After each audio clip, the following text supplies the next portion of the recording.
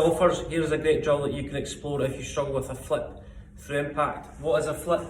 When the club face gets really open in the backswing, then as we come back into impact, we have to speed the club head up, so the rate of rotation of the club face, to try and close that club face. Really rotate the forearms and get that club face to close to try and square up that club face. Forearms rotate excessively out through impact, right arm overtakes the left arm, club face shuts down, but that is a compensation for the club face being really open. When we do that, you'll start to see this position. The grip end of the club goes back the way, we add lots of loft, and the grip end of the club points towards your right hip. Club head reaches the golf ball before the grip end of the club. We add lots of loft. Right elbow gets too far away from the body. If you're struggling with that issue, get to the root cause of the problem. Figure out why you're flipping at impact. The club face could be open in the backswing. You might lack depth. And then from there, your weight stays on your right foot. As we come into impact, this is a great feeling that you can explore. If you flip the club coming into impact, you'll start to see that right elbow get too far and disconnected away from the right side of your ribcage. As we come into impact, keeping your right elbow on the right hand side of your body for the duration of the downswing.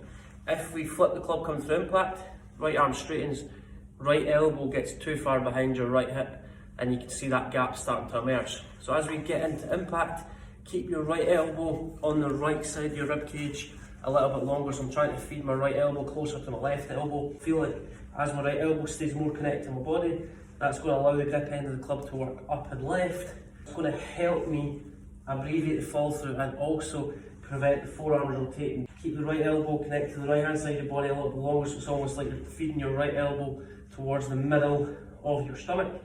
That's going to keep the club face nice and open. Keep your right elbow more connected to your body for a split second longer, and that's going to allow the hands to work up and left, prevent the forearms rotating too much. Right elbow falls away from right hip. Keep the bend in the right arm, stay more connected to the right side of your ribcage, and then it's going to feed into the middle of your stomach. The right elbow more connected to the body, that's going to allow the grip end of the club and the hands to work up and left. That's going to allow the right arm to stay underneath the left arm, but also keep the club face nice and open. If you release the forearms too much, you can see right arm gets too much on top of left forearm. Back right elbow more connected to the body. Try and feed your right elbow closer to your left elbow. And then as you release the club, think about keeping your left arm more connected to your chest. That's going to keep the club face nice and open, but it's also going to encourage the face to stay squarer. It's going to reduce the rate of rotation in the forearms. It's going to keep the club face a little bit squarer through impact. Right elbow feeling closer to the right side of your body, and then allow the right elbow to feed more towards the middle of your stomach.